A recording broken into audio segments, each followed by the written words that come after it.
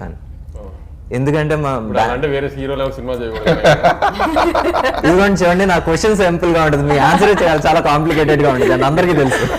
నేను simple question వేసాను. మొత్తం బ్యానరే వచ్చేసి పెద్దయిన మీద స్టార్ట్ అవుతుంది. అదే సరే, ఓకే ఫైన్. మీకు బాలకృష్ణ గారితో సినిమా చేయాలని ఇప్పటి నుంచో ఉండింది. నా ఇది ఫైనల్ గా ఒక రియాలిటీకి వచ్చింది.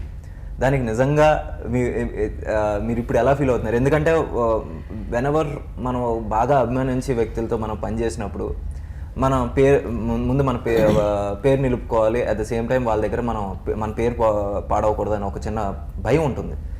ఫైనల్గా ఈ రోజు వచ్చేసి సక్సెస్ తర్వాత మీరు ఆ ప్రాసెస్ ఎలా ఎంజాయ్ చేశారు, ఈ రోజు ఎలా ఎంజాయ్ చేస్తున్నారు? ప్రాసెస్ శ్రద్ధ చెప్పినట్టు కొంచెం చాలా క్లినికల్గా రూల్స్ ప్రకారం అంత ప్రాపర్గా జరిగింది. సో దాంట్లో ప్రాసెస్లో ఏమీ అలా ఏం లేదు. కానీ ఆమె ఎక్స్పీరియన్స్ దాని తర్వాత ఎలా అంటే, మీకు నిన్న 12th ఎర్లీ మార్నింగ్ మీతో 4:30 మాట్లాడాం కదా, ఆ టైంలో వచ్చే ట్వీట్లు, మెసేజ్లు ఫ్యాన్స్ దగ్గర నుంచి నాకు కానీ బాబీకి ఫోన్ చేసి, బాబీ కూడా 4:35కి యూఎస్ నుంచి కాల్స్ వచ్చిన తర్వాత బాబీ ఎక్సైట్మెంట్ గొంతులో ఫ్యాన్స్ స్పేస్లో నేను వింటాం కదా, అనానమస్ వెళ్ళి స్పేస్లో ఫ్యాన్స్ ఏం మాట్లాడుతున్నారని కానీ ట్వీట్స్ చూస్తుంటే మనము మా హీరోతో మంచి సినిమా తీసి పెట్టామని కానీ, లేకపోతే చాలా సాటిస్ఫై ఉన్నామని ఫ్యాన్స్ చెప్తారు కదా మనకి, అది మనం పని చేసాం కానీ గ్యారంటీ మనకే అనిపిస్తుంది. ఎందుకంటే ఫ్యాన్ ఇప్పుడు జనరల్ ఆడియన్స్ ఖచ్చితంగా సినిమా నచ్చాలి.